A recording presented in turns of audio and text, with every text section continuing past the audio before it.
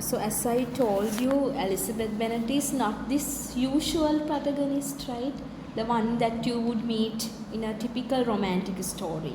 The one who is like very pretty, right? And also very well mannered. Yeah, not outgoing. Always staying at home. Doesn't read. Always, engaged in all these parties and outward beauty. She's not such a person. So a very different protagonist, very different female protagonist. And also it is something rare even to encounter female protagonists. Usually the main character in most of the stories, specifically when we consider this age, would be a male character. Even when we go through Dickensian books, you would find that, right? So when we consider Charles Dickens, in Great Expectations, it would be Pip. In Oliver Twist, it would be Oliver. Likewise, always it is a male most of the time. But here you find a female protagonist, which is something very unusual for the time. So you may write it somewhere else because I don't think it is mentioned here under characterization. The presence of a female protagonist, something very rare.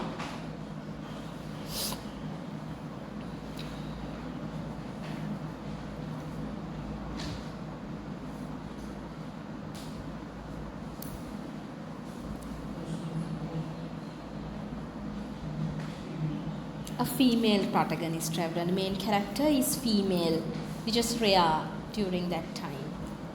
But with the development of this romantic novel and also with the presence of female writers, that kind of, started to happen more often.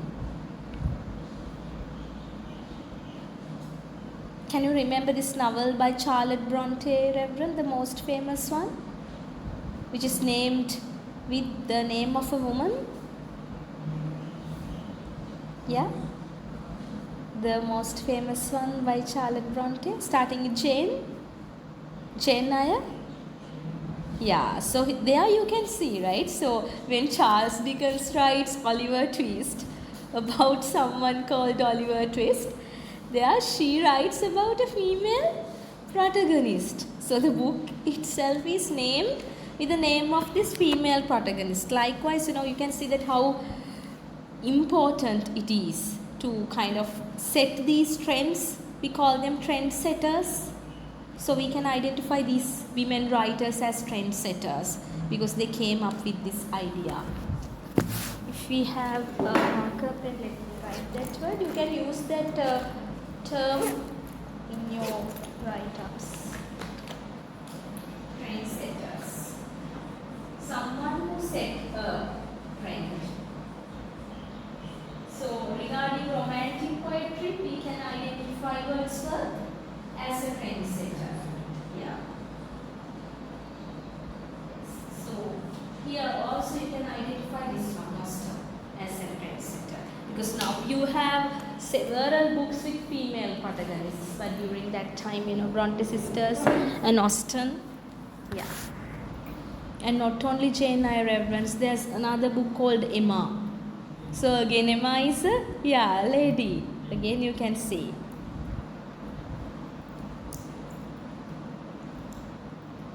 And this was first published as First Impressions, Pride and Prejudice. So that was the first name of the book. Only after a while it was published as Pride and Prejudice. So it was possible. Now it is not possible. When you publish a book, you have to have the same name when you republish the book. But back then it was possible. So initially it was First Impressions. Then she could publish it as Pride and Prejudice. Yeah. Okay, so we will go through this. So as the novel's protagonist or the main character, she's witty. So witty means? Yeah, intelligent, and also it is like you have this quick understanding, Reverend, that idea, right? Yeah. And also intelligent, knowledgeable, but not only knowledgeable but wise. Yeah, and independent. That is the most important thing about Elizabeth Bennet. She's very independent. And also you can see that her character develops throughout the novel. Her character development is very obvious. So it revolves around overcoming her own prejudices, because she has this very strong prejudice against Darcy. So she says that, I would never ever get married to a person like him, not only Darcy. So it's almost like she resents him, she hates him. So, but again, she realizes that it is just a prejudice, right? Yeah. And learning to see beyond first impressions. So here you can see why the novel was named First Impressions initially, because this novel is all about these first impressions.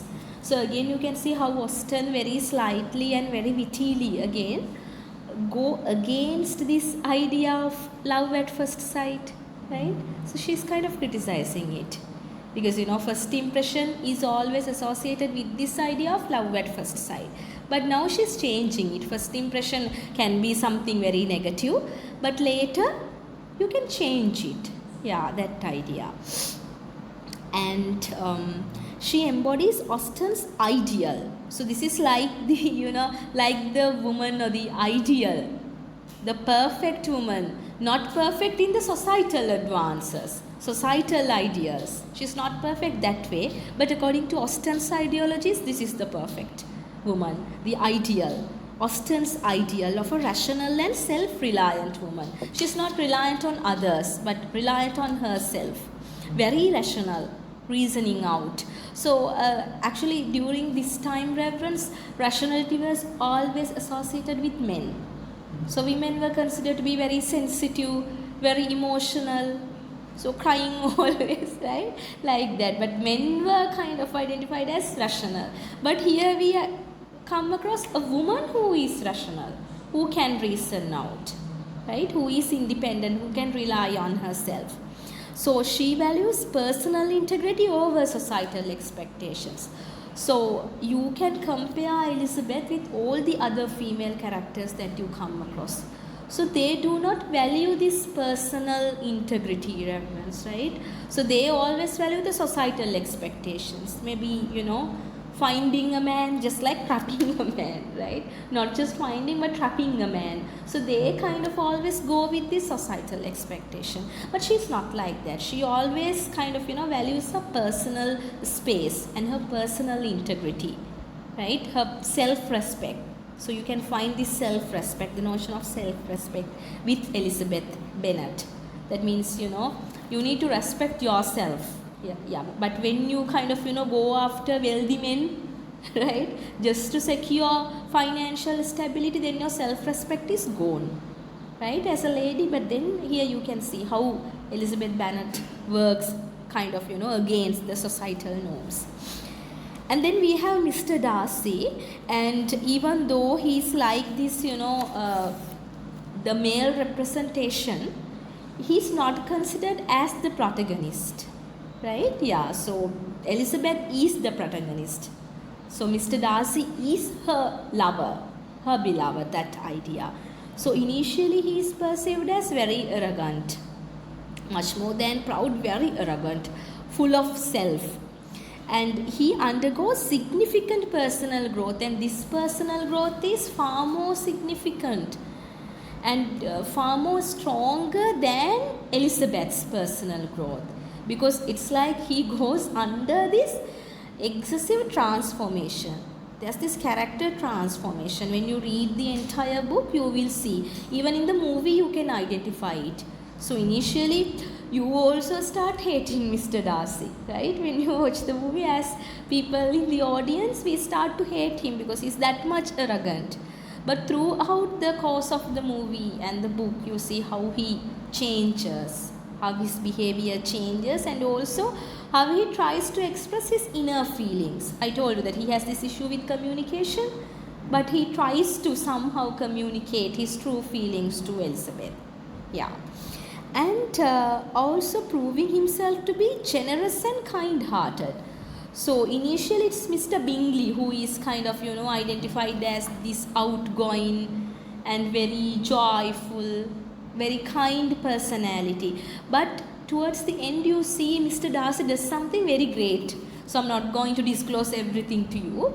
you can watch the movie and read the book, and then otherwise there are no any surprises when you read. So he does this very generous act. Then the same man who appeared very proud, very arrogant, who was pictured in a very negative light, becomes this very positive person at the end.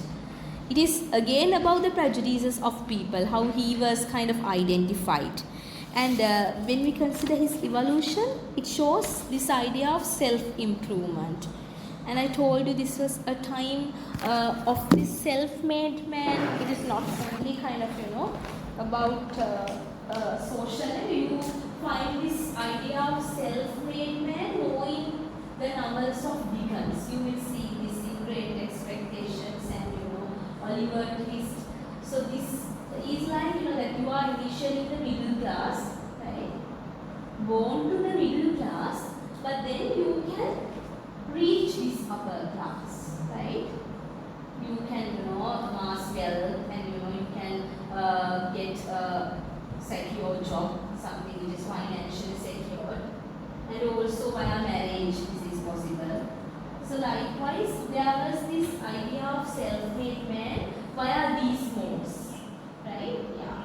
So you are kind of climbing the social ladder. If you are this step, you can reach higher. That idea is there. But Darcy is different from that, because Darcy does not have to be a self-made man.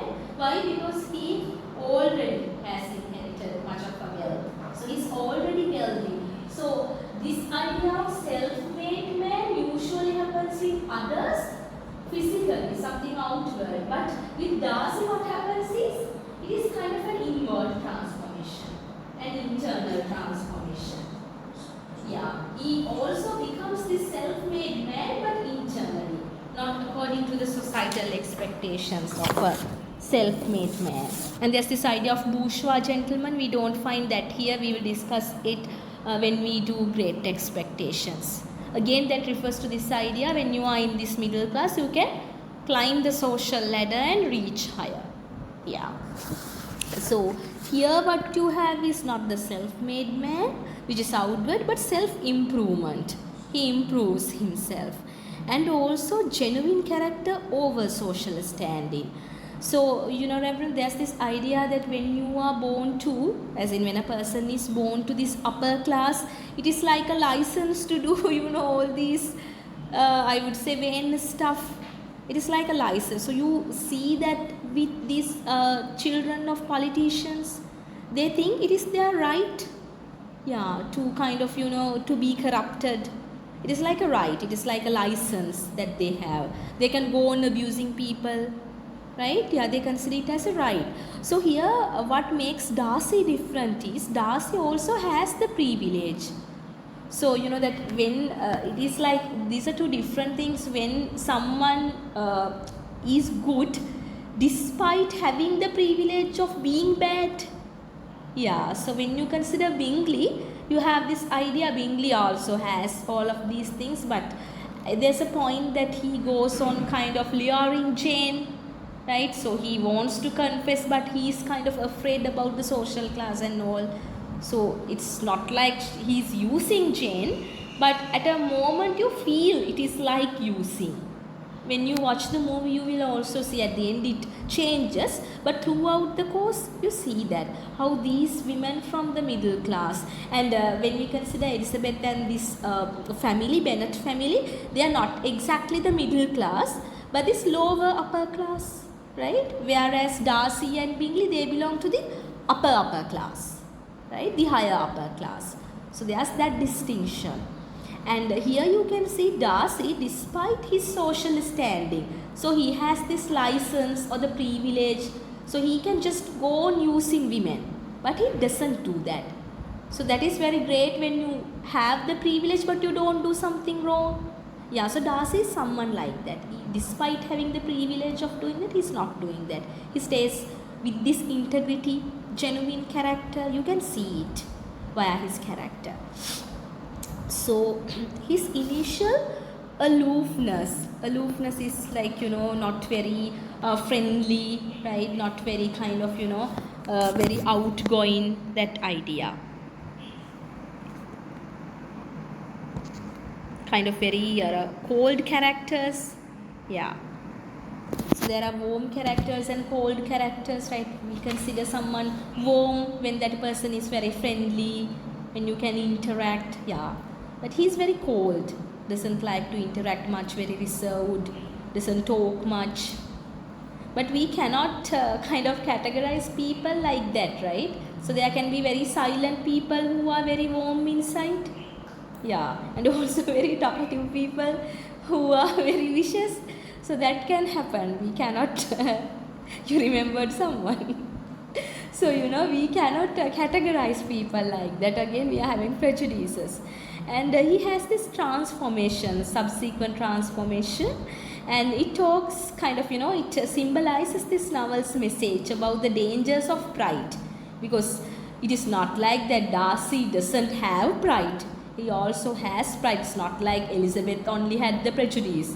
Darcy also had the pride, but he changed it. And Elizabeth had the prejudice. She also changed it. So kind of throughout you can see the change. And also the power of humility and self-awareness. So being humble as something very important, and self-awareness. Being aware about our own follies. These are, this is why in personal interviews you are asked to talk about your strengths and weaknesses. Yeah, that's why. So that measures your self-awareness. So sometimes people, they go to these interviews and they say, no, I don't have any weaknesses, as if they are, Lord Buddha. So you cannot say so, right? We all have weaknesses. And they measure. When people, they are in the interview boards, they measure whether they have a good self-awareness. So when you are asked such a question, usually you are requested or expected to answer, like you can say, I have this weakness, but I am working on it. Something like this. You can say, I usually get angry. Maybe you can say injustices, then you kind of generalize it, but then you can say, I am working on it. So I meditate, right? So I do yoga or something like that, and then I kind of, ensure counseling is happening and I'm working on it. Likewise, that's how you battle such an answer. So likewise, self-awareness, that means your own reading of yourself. Yeah, so these are my strengths, these are my weaknesses, like that. So you can see this via Darcy's character, how he kind of realizes his mistakes and also his true feelings, because he's sometimes it's like you can be blind to your own feelings, reverence, right? Yeah, you can be blind to your own weaknesses, you are not aware. So that happens with Darcy. So initially he is blind to his own pride. He doesn't realize that he is proud, but then he realizes his pride towards the end. So there's this self-awareness. And then we have Mr. Collins and Lady Catherine. So they are like exaggerated representations of societal flaws. Flaws means? Yeah, weaknesses, Reverend. Exactly, very good. Weaknesses. So when we go through the novel, you will kind of, encounter these two characters. So Austen uses these characters to criticize class hierarchy. This excessive idea of class, right? That you should respect the higher class and you should ignore the lower class. That idea, only the people of higher class should be respected. Yeah, that idea is changing.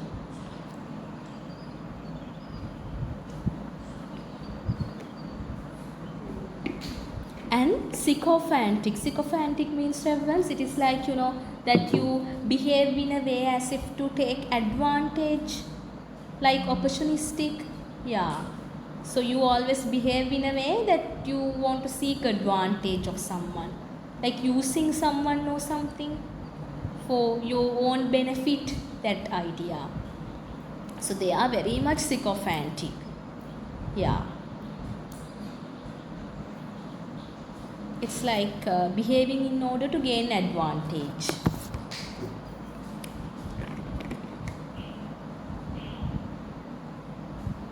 In a way you can say opportunistic, but it is much more than opportunistic. Opportunistic means you are just taking advantage of the opportunity that you have, but this is like using people. Yeah.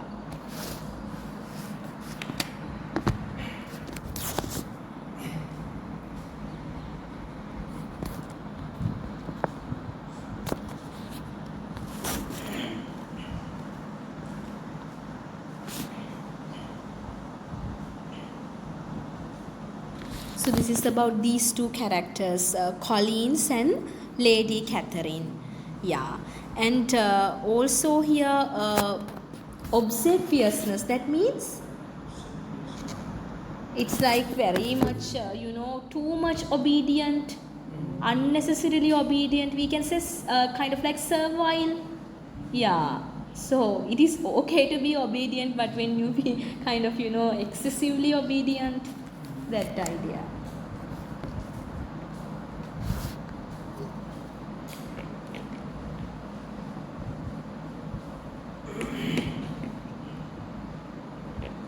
And then it shows this absurdity of social climbing, right? So social climbing is this idea that climbing the social ladder, you are kind of going up, but then when you are kind of excessively in need of kind of this climbing, what happens is you tend to be very obedient. Yeah, so then that can appear somewhat absurd, somewhat crazier in the eyes of the others, right? Those who observe that. And with Lady Catherine, she's very domineering. Again, when you are born to a very higher class, sometimes you tend to think, as in people tend to think that they have this right to dominate people. Yeah. Again, the best example would be the sons and daughters of politicians. Yeah, they think that they can abuse people. It is their right, something like that. Yeah. So it is. So that idea is criticized by Austen, and that is coming from this rigid class distinction. If there was no class distinction, then people would not be expected to behave in a certain way, as in upper class needs to act in this way and the lower class needs to act in this way. That won't be there, right? Yeah. So she has this criticism about this distinction. And what do you think is Austen's class reference? I mean, you don't have to know, but can you just guess? Yeah, kind of reverend, and also kind of in between the middle class and the lower upper class. Yeah, not in this class. So it says that small gentry. That is the specific word. She's coming from a small gentry. So not exactly the middle class, but also not the upper class as well. In between. Yeah. Not very rich but ambitious. So they could participate in this local country balls. I told you about ballroom dances. Yes.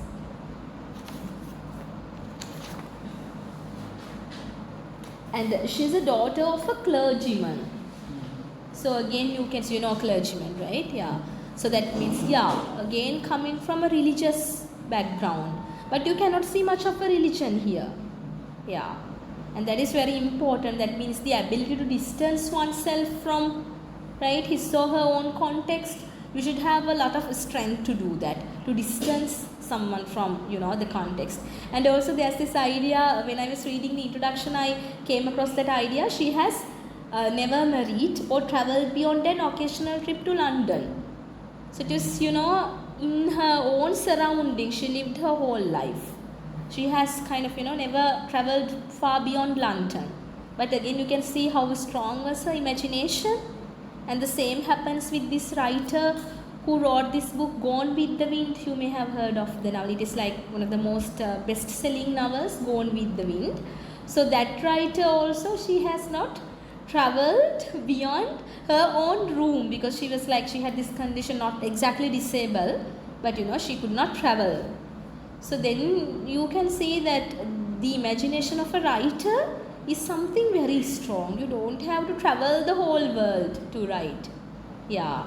And even in this book called Matilda, which is written by Roald Dahl, it says that Matilda, this little girl, she traveled the whole world without a passport, sitting in her small chair, right?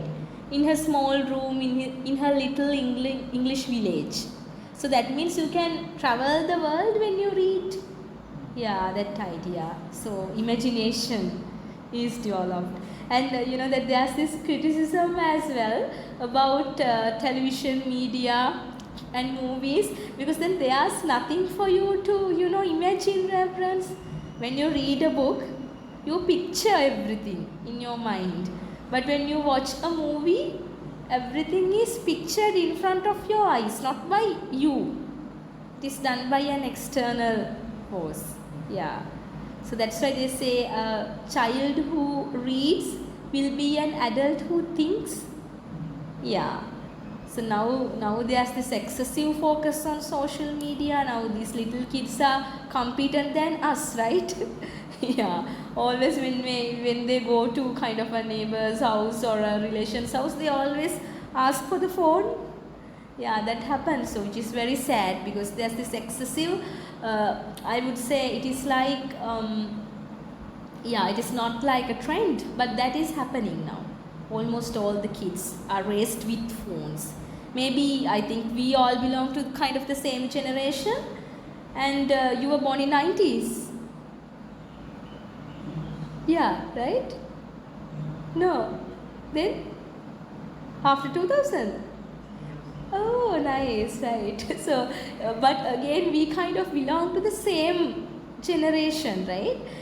But then as in the latter part of 90s and then the initial part of this decade, but this generation, I think we would be the generation who had a nice childhood, right? Yeah, so now the kids are kind of raised with the iPhones, yeah, iPads, yes, electronic toys and all these things, so they're missing out a lot.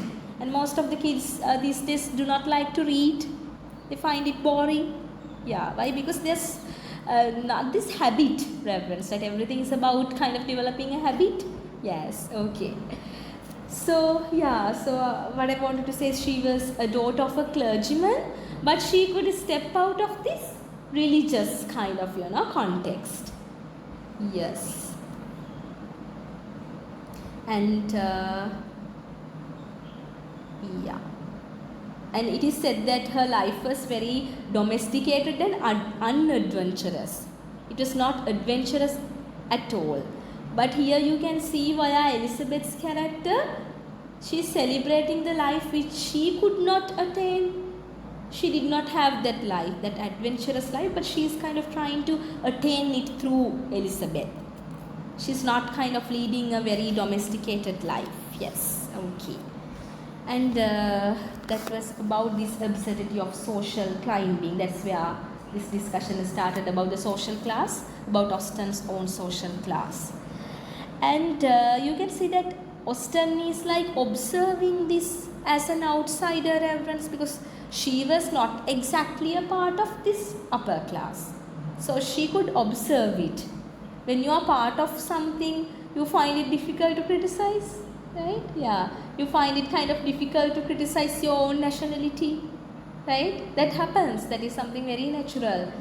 And let's say your own language or your own religion. Right? So when it comes to Buddhism, I don't think that we do not find many stuff to criticize. But when it comes to a religion like Islam, right?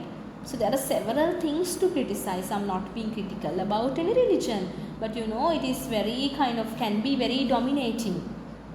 Specifically for females. Yeah. So it can be very dominating, but I have several Muslim friends and they don't find it absurd having to kind of cover their faces. They think it's perfectly normal. Right? They think that is their duty to kind of cover their faces. And also they have to fast a lot. Both men and women have to fast a lot. And kind of worship 5 times a day, yeah, which is like kind of excessive. And also in some churches, some Islamic churches, women are not allowed to worship. So once I asked one of my friends, don't you find it kind of it can be very discriminating? So what if there's a temple that we are not able to go and worship? Kind of very discriminating. But they don't know, that's totally fine. They're brainwashed to think like that. So what I wanted to say is that you find it difficult to criticize your own religion or your own language, your own nationality, your class, the background you are coming from. We tend to kind of generalize it, right? But here Austen, here you can see, because she belongs to this outward cycle, she finds it easier to criticize. Yeah, both this lower upper class and the the upper higher social class. But also in other kind of, when we look at the larger picture, when you look at the larger societal structure, she also belongs to this local gentry, country gentry. But again, she is able to criticize everything.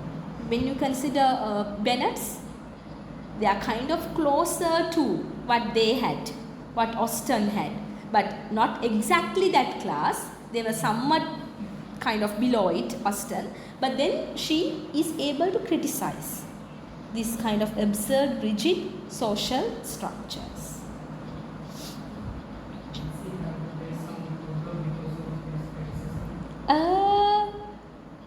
I think in a way, Reverend, maybe that's why she wrote under a nickname first, right? Yeah. So that happens usually. There are no excessive evidence that her novels were criticized, but as how it happens most of the times, she was celebrated after her death. That happens. But she was not as unfortunate as someone like Oscar Wilde. Have you heard of Oscar Wilde, Reverend? He's a male, he's a writer. So it was like his books were very much criticized, and at the end of his life he did not have a house to live in. So he was like literally chased away, and he lived somewhere. It literally says that under a road, under a pit, something like that. That's how he resided. So such things can happen. But then Oscar Wilde is now celebrated like this great author, but he was not alive to see that. Yeah, that happened. And also when we consider people like Keats and Austen, anyway their lifespan was not very, longer. So because of that they did not receive that, So that actually happens today as well. I don't know whether you saw my status, one of our friends have passed away. Yeah, so he's like this great poet, but even he was not kind of recognized during the time that he lived. So now, whenever I see his social media accounts or the newspaper articles which are written about him, so we actually feel very sad because he could not see, right, all of these things. Now people talk about his poetry, how great he was, how great his contribution was. But yeah, so he was doing actually his PhD from this university, and it was very unfortunate he could not complete it. Yeah. Yes, Reverend? There was this condition called, even it was the first time that I heard that condition, it is called thymus. That means all of us have that organ near our hearts and lungs, and then it disappears when we grow old.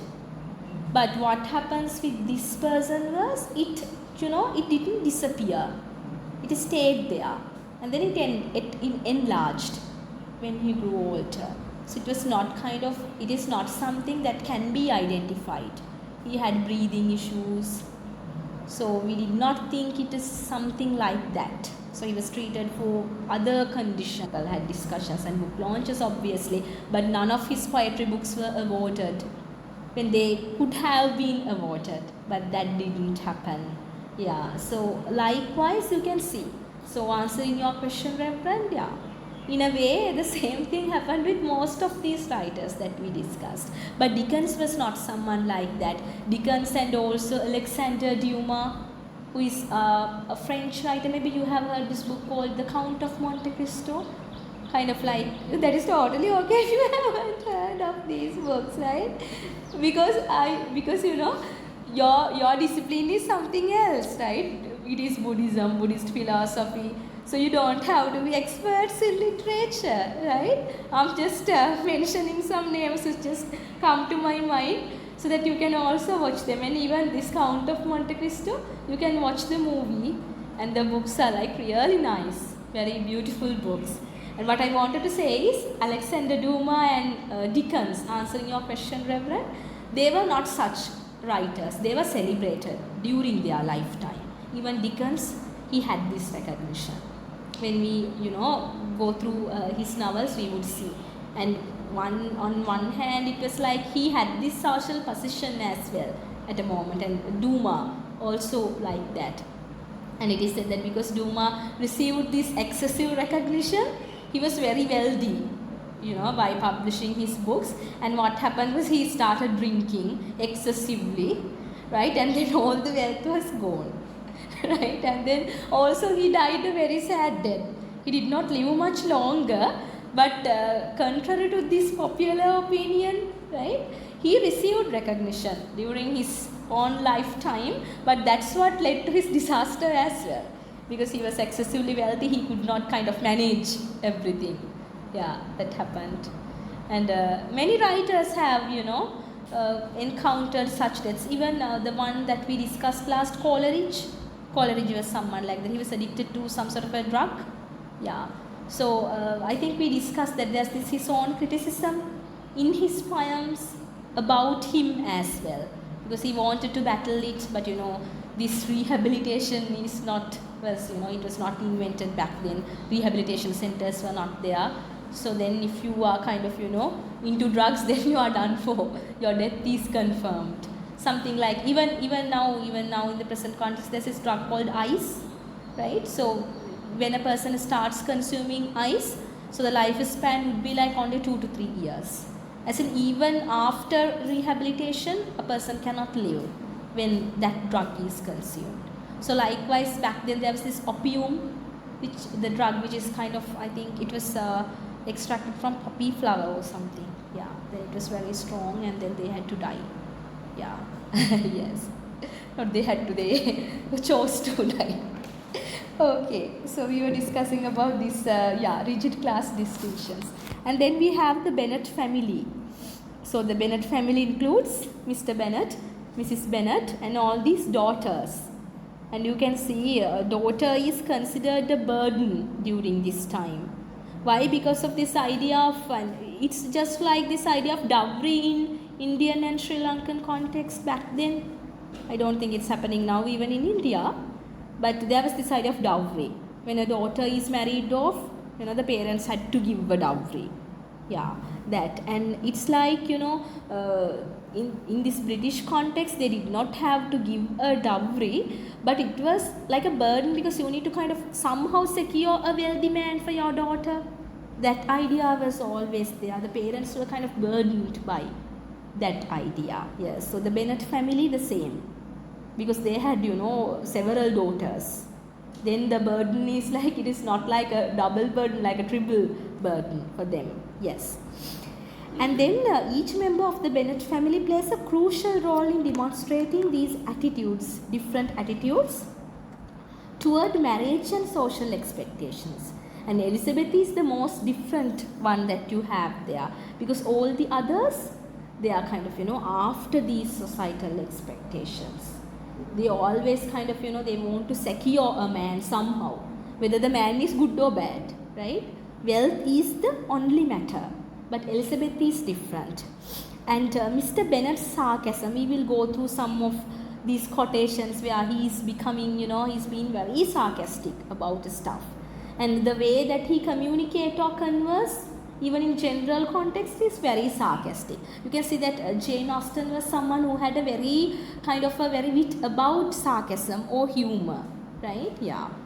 And Mr. Bennet's sarcasm contrasts with Mrs. Bennet's obsession with securing advantageous marriages for her daughters.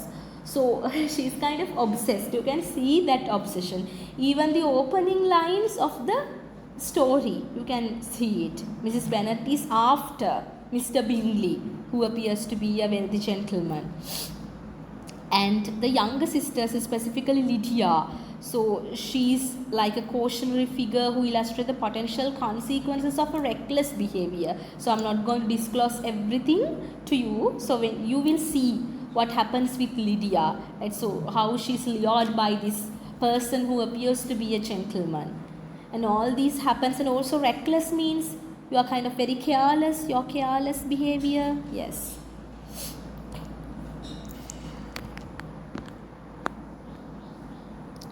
As in you act without thinking.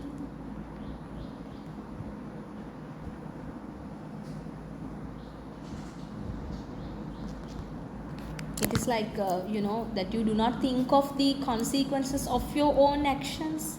Yeah. I think that is stanza in Dhammapada as well, right? You have to kind of think of the consequence or the result before you act, right? You talked about that. Oh, right, nice, yeah. So, like that. So, reckless means that you don't think of the consequences when act. So, Lydia is someone like that. And also, we cannot blame Lydia as an individual reference because she's a product of this society. Right, I think we discussed about this earlier as well, right? You were referring to one of the poems that you have studied, that you cannot blame a person, you should blame the society. So the same theory can be applied to Lydia, because you cannot blame her. She's just a kind of not a little girl, but she's just a girl who is persuaded by the society to find a man. So then you don't a person does not think about whether the person is good or bad, because just a man, a wealthy man, it is not there. I am just mentioning it. Yeah, so women were treated as objects. Yeah, so when you are when you treat something or someone as an object, obviously no much protection. So no respect as well, just as an object. So this is very obvious when we consider someone like Lydia. She is not safe in this society. That is shown. Yes. And then any questions about the characters, Ravens, before we move to the narrative style?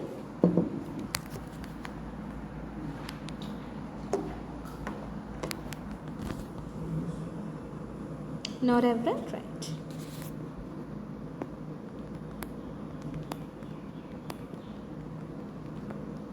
And then we will move to the narrative style. So here she uses free indirect discourse. So it is like, the characters can be read by the readers, reverence. So you can observe these characters when you read. It's like indirect discourse. So the writer is not directly saying everything, but she is depicting the story that the readers can observe. They can act as observers. They can, look at the story from outside. Yes. So readers can access the characters' thoughts and emotions. So all these thoughts, and we call this technique, it is not mentioned here, I guess. Yeah, I should have mentioned it. Can you please write down this reference? This literary technique is called stream of consciousness.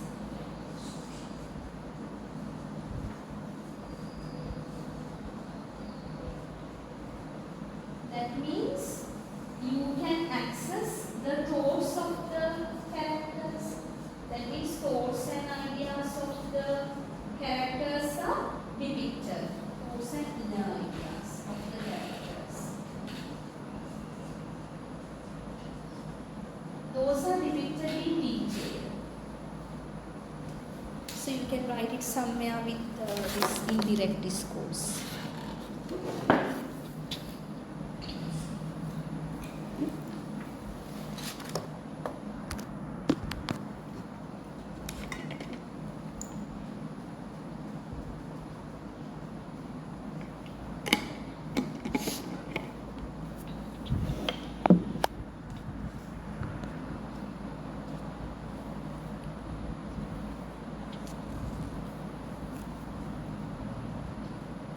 So that means, yes, Reverend, you may write down.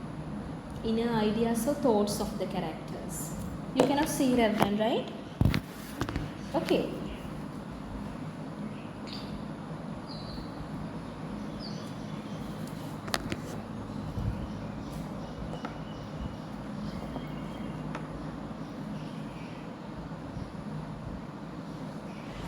And also you can see that there is this narrative distance as well. So she's, as in, as the writer, she's not disturbing our reading. So sometimes the writer tries to, talk about everything without displaying the emotions of the character. there are such novels, right? So yeah, so then the narrator, as in the writer or the narrator, always describes what is happening, but the thoughts are not given. You remember such an example, Reverend? Yeah. Yes, exactly. Action and reaction, the short story. Yeah. Yes, exactly. So the narrator is describing everything. It's the one written by Chitra Fernando. Yeah. So that is there. But when you read this, you will see the inner emotions are depicted. So we can identify Elizabeth is such a character, Mr. Bennet is such a character. The writer doesn't say. So sometimes the writers go on say she is this, she is this lady, she is like this. You have such, such moments with Austen as well. But when we look at the larger picture, she's referring to the thoughts of people. So as you said, in action and reaction, you don't have that. Yeah, the narrator speaks about everything. Yes. And even, I don't know whether you have read, Reverend, this story called A Temporary Matter by Jhumpa Lahiri. Jhumpa Lahiri. She's an Indian writer. You may have heard of her sometimes. So again, it is like that. So no inner thoughts are depicted. So that is not kind of, it is considered a good short story. But when we read as readers, we find it boring. Right? When the writer always talks about everything. With Austen, you don't have it. So we can call it maintaining the narrative distance. The writer is maintaining the narrative distance. She's kind of distant. She's not kind of, jumping here and there and, discussing everything. And this technique enables Austen to blend character perspectives with narrative voice. So everything is not uttered by the narrator, not by the narrative voice, but the character perspectives. Those are presented. And also it can lead to a more intimate reading experience. So that is very important because you can be intimate with the characters. You can become very closer. That's why I told you I felt like it is a blessing to teach about Darcy, because we find them very familiar when we read the novel or watch the movie. You can relate to the characters. You feel as if they are your friends. When you read a good book or watch a good movie, you can relate to them. Yeah.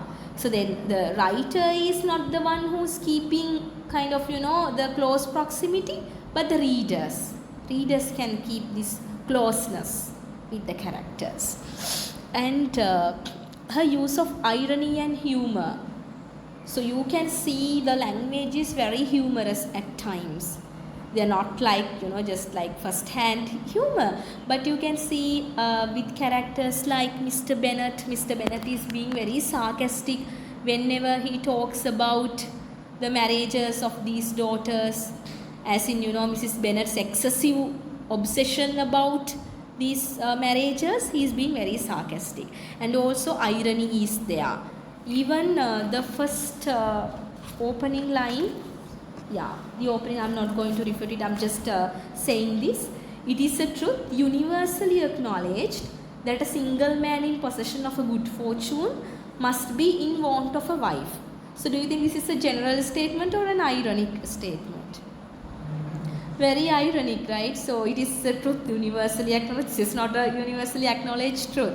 But Austen is saying this is how people think, that it is a universal truth that a single man is always in need of a wife, and also not just a single man, possession of a good fortune. That means a wealthy man.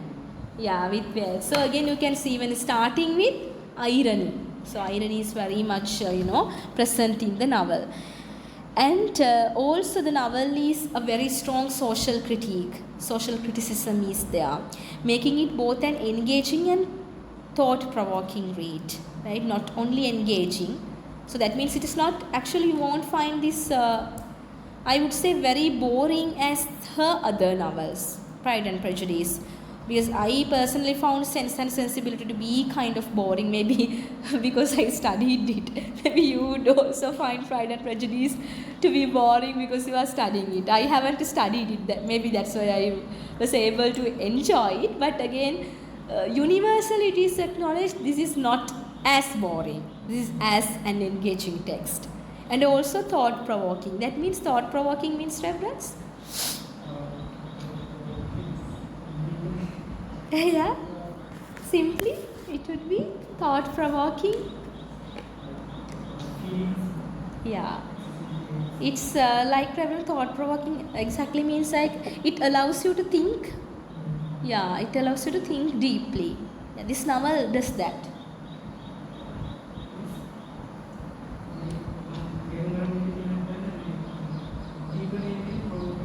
Yeah, kind of Reverend Uddeepana, that idea in Sinhala. But here you know that some words can be culturally untranslatable. Yeah. So Hangim Uddeepana would be kind of provoking of emotions. But here we refer to thoughts. Yeah, which are like situvili ideas. Yeah. So then it is like, you know, that this allows you to kind of, you know, think in a deep manner. Yeah.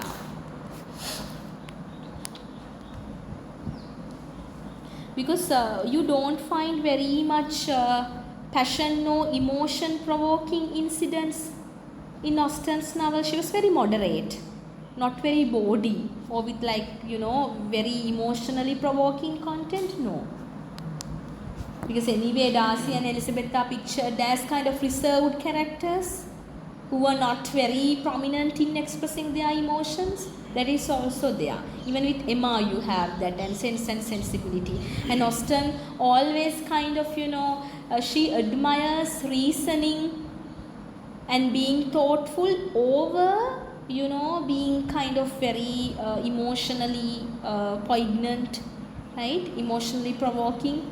She did not like that idea, Reverend. If you have a time, you may kind of, you know, I'm not asking you to watch all these, but there's this movie called Sense and Sensibility and also the book. Maybe you can just read an abridged version or a summary, then you would find there are these two characters called Elinor and Marian.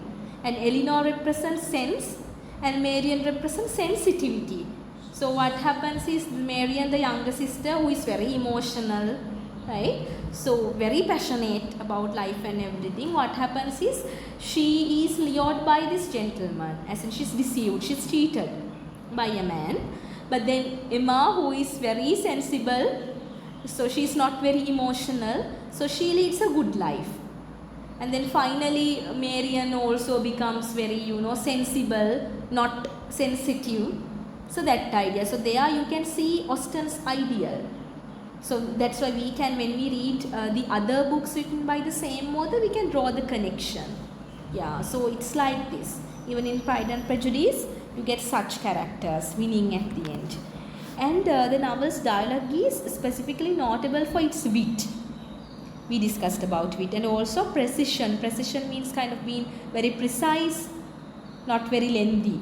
Yeah, effectively revealing character traits and underlying tensions. There are so many underlying tensions in this novel.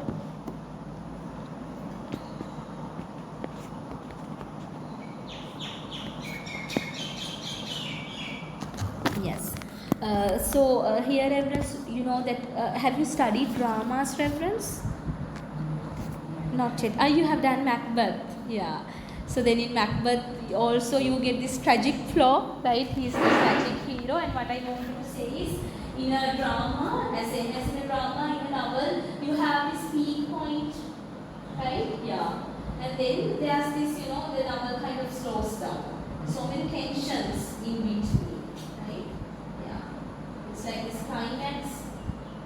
Usually dramas we refer to the climax, but also here in this novel, right, you can see there's so much tension between characters. Yeah. It's not like that in dramas you get all this, you know, rise in action and fall in action. Not like that. In a novel that you don't have all these.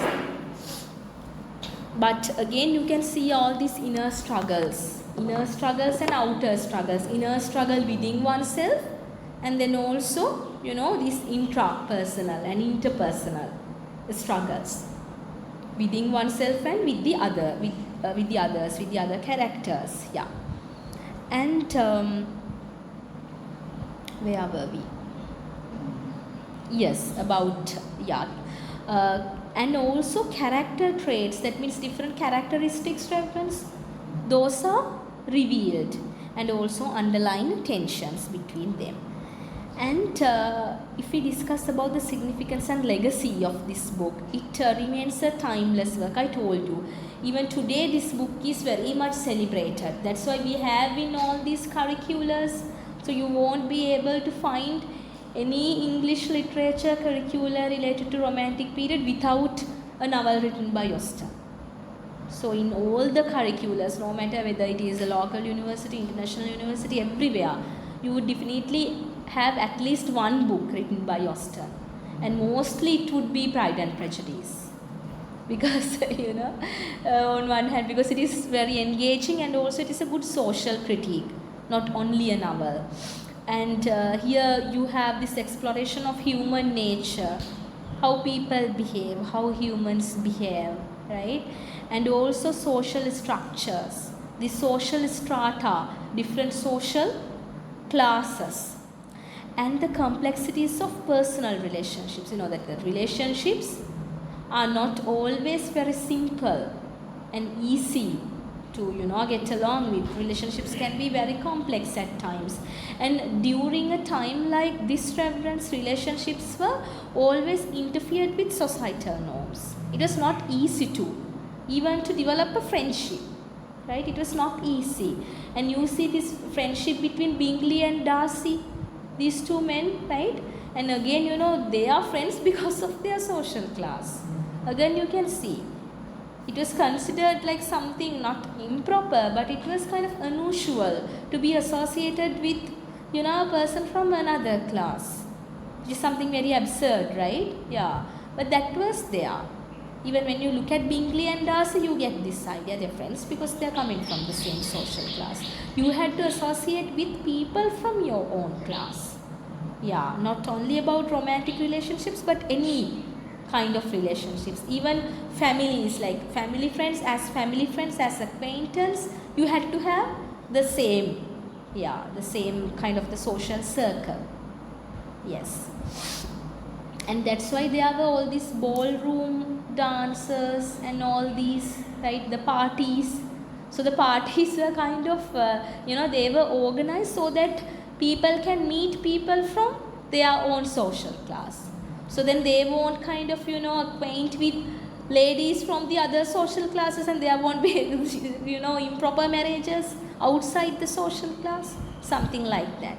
So the initial idea, or the kind of the concealed idea behind, hidden idea behind these parties was that you only, associate people from the same social class. Yes. And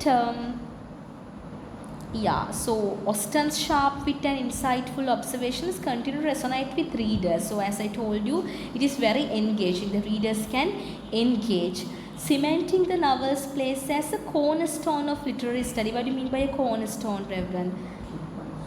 Yeah, something like a very important, I would say a work, a literary work, cornerstone. One of the most important literary works, kind of like a masterpiece. Like a masterpiece.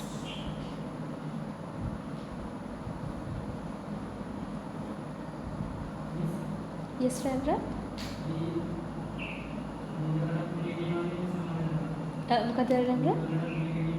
I didn't get you. Yes? Yes, you call it.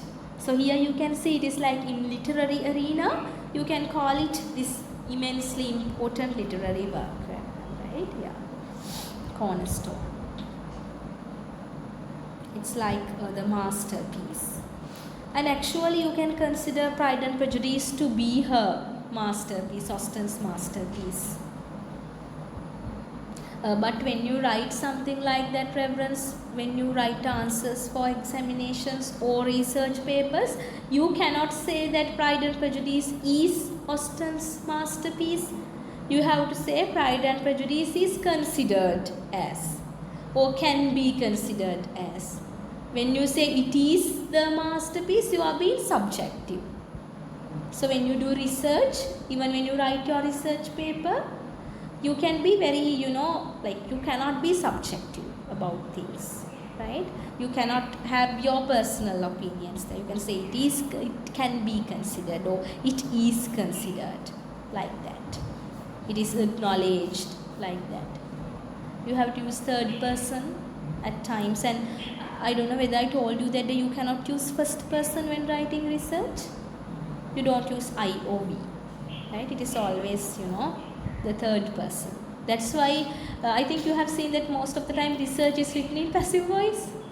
Yeah, mostly passive voice is incorporated. That doesn't mean you cannot use active voice. Obviously, otherwise it would be very, boring to read. But most of the time you have to use passive voice. Yeah. And so this is widely adapted into film. Television, you would find several movies. That's why I told you, if you are watching the movie, better to watch that one, the most beautiful one. That is the most popular and the most rated movie, that 2005 one. And yes, and also to television and literature as well. So here literature means there are so many fan fictions about them. So people, right, when there are readers, so there are people who read like they are obsessed with some books, right? So there's such a set, and they write all this fan fiction. So for almost all the books in the world, there would be fan fictions. So they later publish, right, and also published online about these characters, as in how they think about these characters, and that is not kind of a very acknowledged platform reference, because I mean, most of the time fan fictions are not published properly as in printed material, because there would be all these there are these property rights, right? Yeah, with a book. Yeah, intellectual property rights, buddhimaya depala, those are considered like that. Intellectual property of a writer, a book is considered as an intellectual property. Then you cannot alter it. You cannot, as in you can criticize, but you cannot alter the characters and read. But fan fiction writers, they do that. So that's why I mentioned literature here. So there's this whole set of literature revolving around these novels. And also I forgot to mention research. Several research have been conducted on Austen's novel. Yeah. So attesting to its enduring relevance and appeal. Still these themes are relevant. We discussed how these are relevant to our contemporary society, which still values social class, societal values, right? Societal kind of wealth and all these things. And scholars continue to analyze its themes with contemporary feminist readings highlighting Elizabeth's defiance of patriarchal norms. So she kind of, very defiant about patriarchy. She's against patriarchal values that can be seen most of the time. And also psychological interpretations. So you can read them under kind of a psychological reading as well, right? Yeah. Not with people like Freud. Did I tell you that now Freud's ideas are not considered as correct most of the time? Yeah, because Freud is like, he has this dream theory and all these ideas. But now psychologists or the scholars in this kind of analytics field, they do not kind of acknowledge some of Freud's ideas now, right? Yeah. And so the novel's portrayal of personal development, that can be something psychological. When a person is developing his or her own kind of growth, that can be psychological. And also beyond its literary merit, literary value, this serves as a historical document. Why, Reverence? Why can a novel be a historical document? In what sense?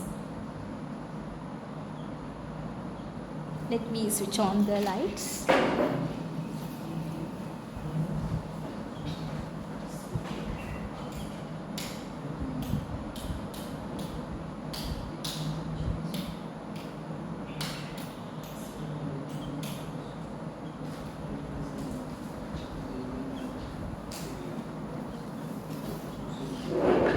So let's say you write a novel about this period, right?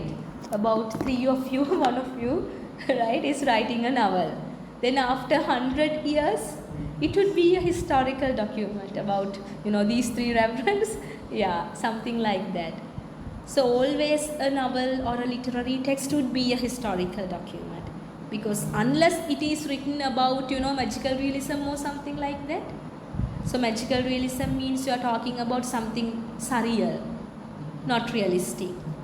So this book called 100 Years of Solitude, and all these books written by Garcia Lorca and Garcia Marquez. You don't have to know all these terms, that's totally fine, right?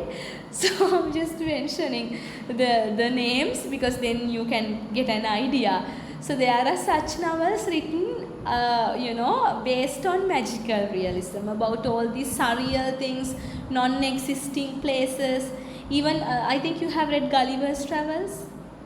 Yeah, so in Gulliver's Travels there's this last kingdom, which is like the kingdom of horses. We discussed about utopia.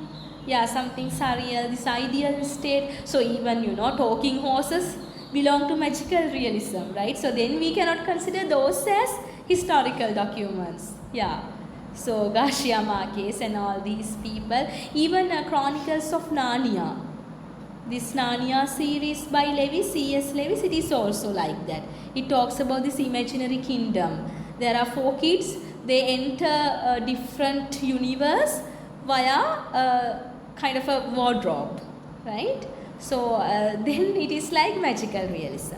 We cannot identify them as historical documents, but novels like this one, which talks about the contemporary society, obviously, definitely a historical document, because this kind of, captures the contemporary society, the ideals of contemporary society, because, we cannot time travel and see what is it like back then, right? We cannot time travel, but we can time travel through these books and identify the contemporary society back then. Yeah. Social dynamics or societal dynamics of early 19th century. So we can get a very clear picture of that time period. So through her nuanced here means like having very subtle shades of meaning. Yeah, subtle meanings, different layers of meaning, subtle. Subtle means, Reverend, it's not like very direct. Yeah, indirect shades of meaning. I told you she's not been very direct. Let me write it. Subtle shades of meaning. And subtle is written as subtle. Again, shows you how absurd is English language.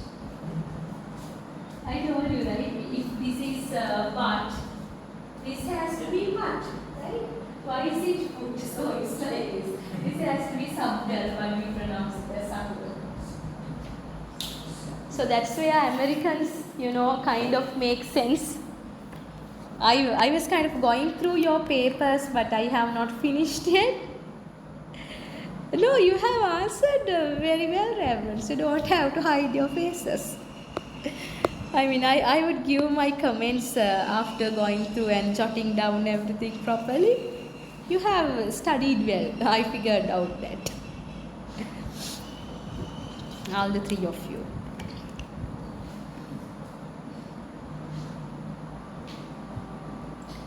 You think I'm being sarcastic? No. I'm saying it for real. Those are good answers. I mean, there were, some issues, some slight mistakes. I would discuss them. Maybe this Friday I would be able to. Yeah. But overall, they were good. Yeah, so there you can see marriage, class, and also gender, right? How gender is different, and how it is very different from the modern context. You can see that. So Austen challenges readers to reflect on the enduring nature of societal expectations and the pursuit of genuine happiness. I told you, happiness is not something based on wealth, right? But that's how people thought back then. So they thought happiness is entirely based on wealth. If you are poor, right, so there can be, immensely rich people who are immensely sad and depressed, and immensely poor people who are extremely happy. So it is not kind of like a measurement, but that's how, the people thought that during that period. And in conclusion, so this is more than a romantic novel at all, even though it belongs to the romantic period. And I think the same can be applied to the poetry that we discussed up to now, reverends, right? Keatsian poetry, Wordsworth, and also Blake's. Did we study Blake's? Yeah, right? Coleridge, Wordsworth, Keats, and also Blake we did not, right? Blake we did not. Yeah, Blake we didn't. Okay, it was not in the syllabus. But you may read Blake's poems, again very beautiful. You can maybe read these two poems called about lamb and tiger. There he discusses how nature can be very innocent, very fragile like a lamb, and also very ferocious like a tiger. Like that.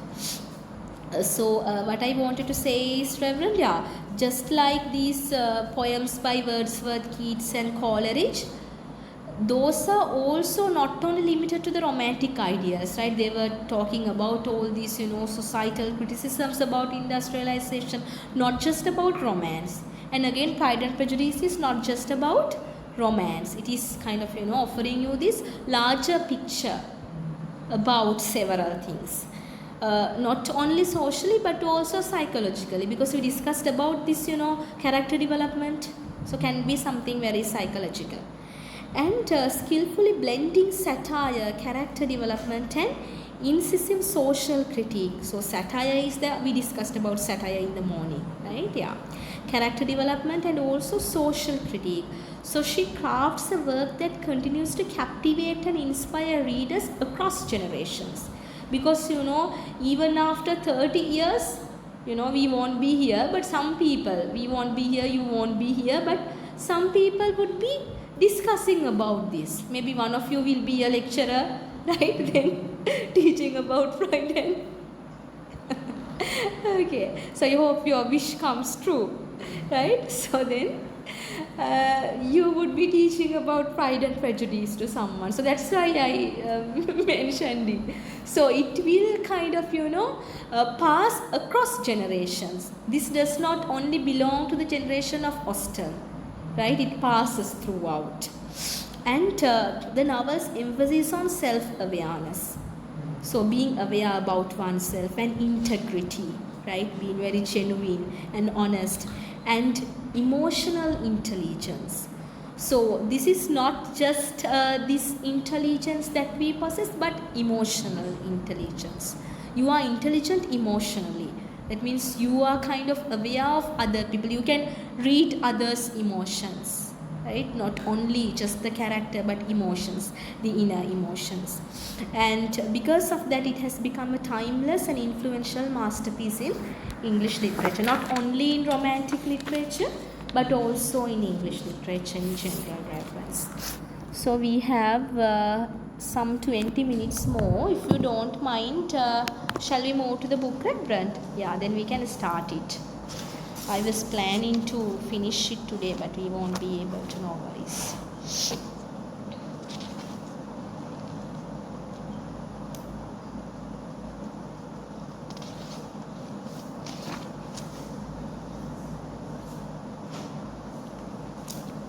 You have the handout, right? Yeah. We will start with chapter 1. Are those pages numbered, Reverend? No, right? Then that's sad. But we will try to find out the places. I'm not going to do a line-by-line analysis because this is not a poem, right? Yeah, we will look at the specific important places of these chapters. Yeah. So you don't have to write this down, but I will just let you know that Austen has claimed that this is the one closest to her heart. This was her personal favorite. Yeah.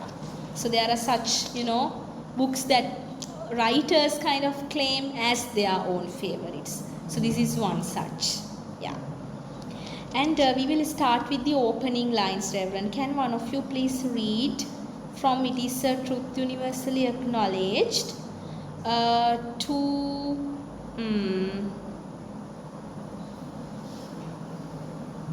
let's say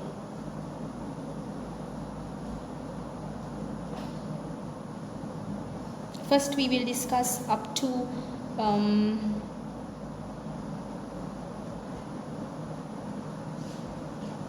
"O single, my dear, to be sure."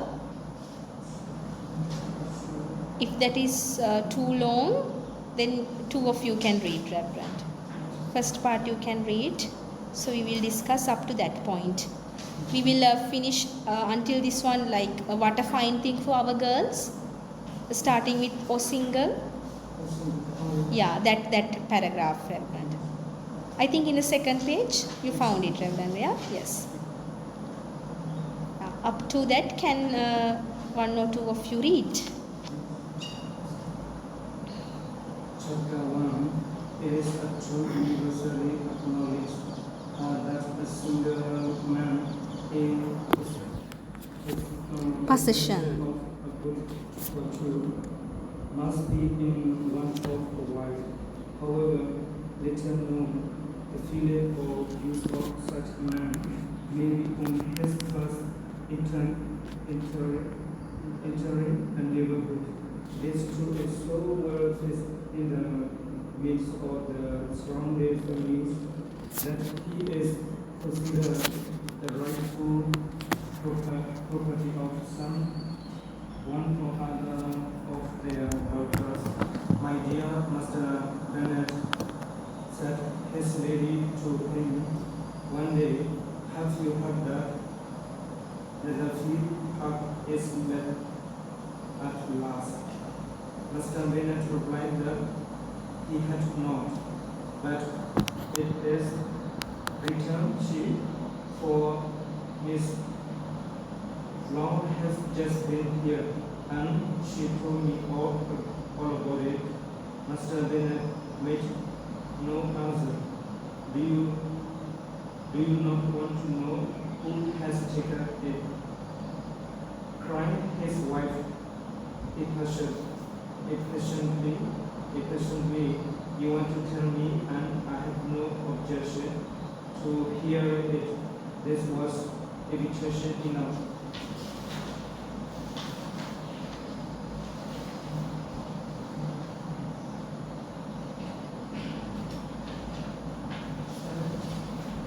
Yes, Reverend.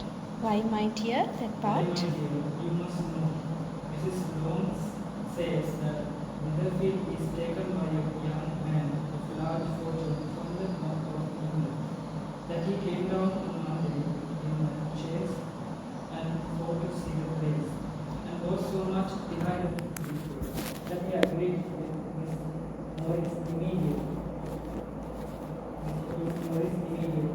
that he is to take possession before Michaelmas. And some of his servants are to be in the house by the end of next week. What is his name? Bindu. Is he married or single? My dear, be sure the single man of a large fortune for 5,000 a year. What a fine thing for your girls' household. Can it affect them? My dear Mr. Bennet, replied his wife, how can you be so tiresome? You must know. Okay, Reverend, yeah. You may continue that line. That is okay. You must know that I'm thinking of his marrying one of them. Right, okay. So, thank you, Reverend. So, when we kind of look at the opening sentence, right, you can see how ironical that is, right? So, it is a truth universally acknowledged. So, he's been very ironical here. That a single man in possession of a good fortune must be in want of a wife, right? So, then pursuit of marriage as key or central to the English gentry, right? Pursuit of marriage. So that idea is given. If you want to may write it down. Pursuit of marriage as key or central to the English gentry. And also, as a literary technique, you encounter irony there. Yes. In a way, sarcasm as well. Pursuit of marriage as key or central reference, central to the English gentry.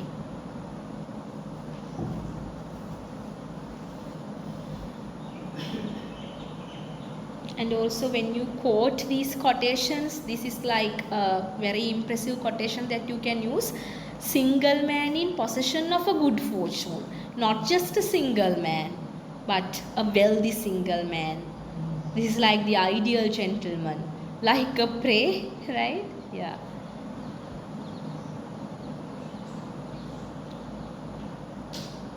And then in the second para you have, this truth is so well fixed in the minds of the surrounding families. That means when a man settles down somewhere, when they enter a neighborhood, this truth, so we know that this is not a truth, she's been ironical, but this truth is so well fixed in the minds of the surrounding families. So all the families are like obsessed with this.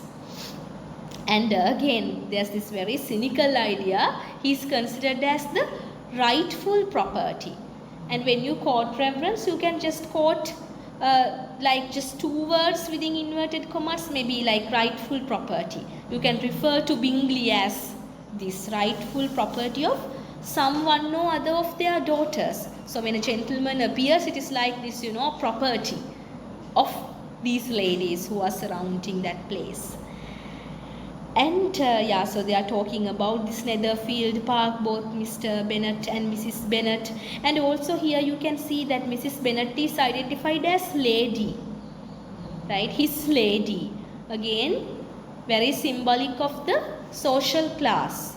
So ladies kind of, appear in only the upper class. I told you this is like the lower upper class. So lady is very suggestive of the social class. So she is giving a hint to us.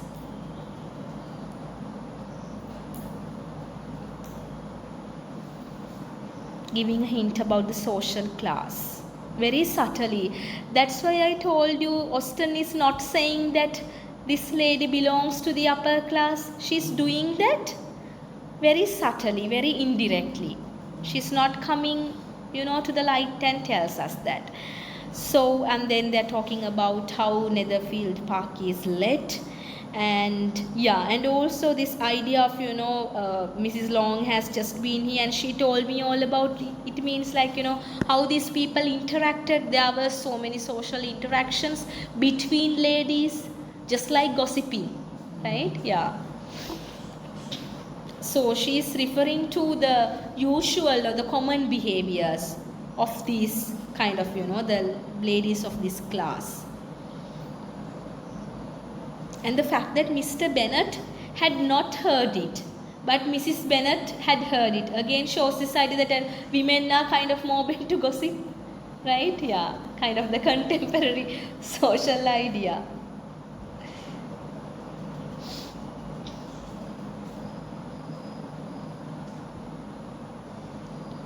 And also, Mr. Bennet made no answer. The idea here is that, Mr. Bennet is kind of silent here. Again, you can see how these two genders are depicted. Mrs. Bennet is always talking, very talkative, but Mr. Bennet is very silent. So we can kind of, have hints. That's why I told you this is like very ironic. Yeah, not kind of, very direct. And again the next kind of phrase, do you want to know who has taken it, cried his wife impatiently. She's very impatient, so it is not like crying, but this is like made a loud cry. She shouted, that idea here. Cried means shouted. So she is kind of like shouting. She's very impatient to out with it. She wants to discuss about it. But then what is the answer of Mr. Bennet? Yeah, you want to tell me and I have no objection of hearing. That means I don't want to hear it. That's what he literally says. I don't want to gossip with you, but you want to tell me. I can see that it is very obvious by your kind of impatient cry, and I have no objection to hearing it. He literally says I'm not interested. Again, the portrayal of different genders. And this was invitation enough, means she kind of considered it like an invitation to talk about it further. Yeah. And yes, and then you have this idea that this is taken by a young man of large fortune from the north of England. And again, north of England, again kind of this it is very symbolic of being wealthy when you say coming from north of England, and also young man of large fortune. So she's not kind of worried whether the man is good or not, right? So she's considering this fortune, young man of a good fortune. And even the looks are not considered at this point, because she has not seen Bingley. So looks and values, characteristics come next.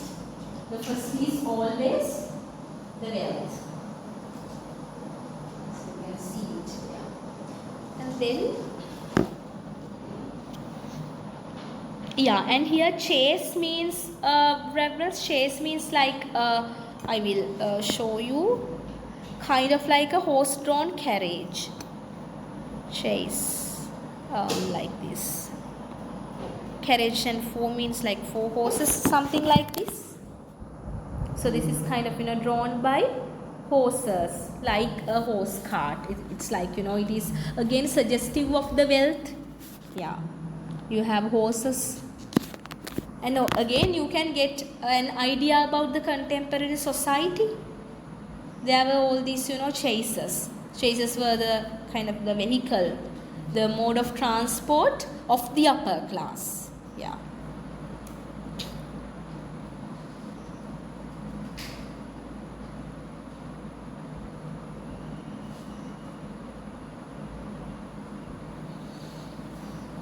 And also this idea that he has servants, right, to take possession before Michaelmas, and some of his servants are to be in the house by the end of next week. And again you can see that they possessed several servants.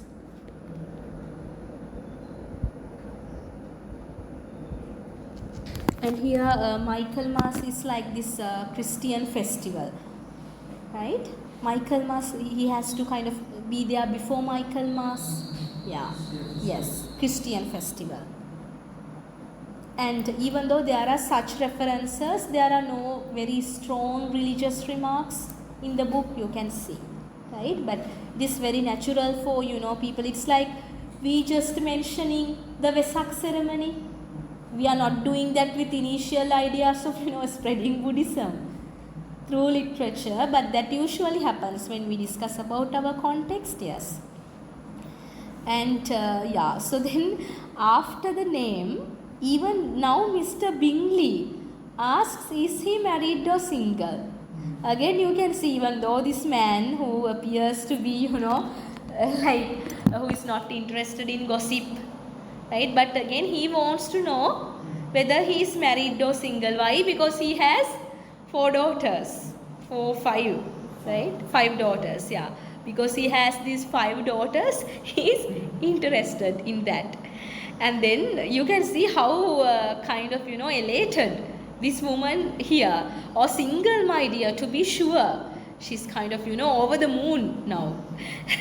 A single man, not just a single man, a single man of large fortune, and also not just large, right, 4 or 5,000 a year. And then she says, what a fine thing for our girls. This man has not even seen these girls, and they do not know whether the girls even would like him, right? But then you can see, and the most important thing, they do not know whether this is kind of like a playboy or a person who is not kind of very genuine. They do not know. But again you can see, always focusing on his singleness, and also his marital status, and then his wealth. And then, but again here you can see Mr. Bingley is being very sarcastic here. So this is a moment you may write down where you can see sarcasm. How can it affect them? Because you know that Mr. Bingley is already aware of that. Otherwise, why is he asking whether he is married or single? Right? He is already aware. But he is kind of, being sarcastic here. Even though he is kind of, sarcasm, Reverend. How can it affect them? He is well aware, but again, satire as well. Sarcasm and in a way humor as well. So even though he appears not much involved in the marriage discourse, he is already involved as a father of several daughters. Yes. And then, my dear Mr. Bennet, replied his wife, how can you be so tiresome? You must know that I'm thinking of his marrying one of them. And also, she, even now at this moment, she has hopes of him marrying one of them. And in a way, this is foreshadowing, Reverend. You may write that down, foreshadowing, because at last, towards the latter part of the story, that this actually happens. Mr. Bingley gets married to Jane, the eldest daughter. So it's like foreshadowing. Yes. And again you have humor and sarcasm. Because Mr. Bennet is asking, is this his design in settling here? Obviously it is not, right? He even doesn't know whether there are, this handful of daughters. But then again, he's being sarcastic here.